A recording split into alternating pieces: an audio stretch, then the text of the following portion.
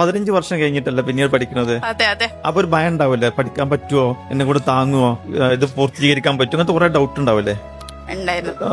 പഠിച്ചു കഴിഞ്ഞപ്പോ എന്ത് ഫീൽ ചെയ്ത്? അങ്ങനെ ഓ എന്താ പറയാ, നമ്മളെ അതേ ഫീല് സാധ്യമാവെന്ന് തോന്നിയാ ജോയിൻ ചെയ്ത് ക്ലാസ് ഒക്കെ തുടങ്ങിയ സമയത്ത്? അതെ, നമ്മളിപ്പോ പണ്ട് എങ്ങനെയാണോ നമ്മളെ ലൈഫ് കൊണ്ടുപോയിട്ടുള്ള, പഠിക്കുന്ന സമയത്ത് സ്റ്റുഡന്റ് ആയിട്ട് ഇരിക്കുന്ന സമയത്ത് എങ്ങനെയാണോ കൊണ്ടുപോയത് അതേ ലെവലിലായിരുന്നു കൊണ്ടുപോയിട്ടുള്ളത്.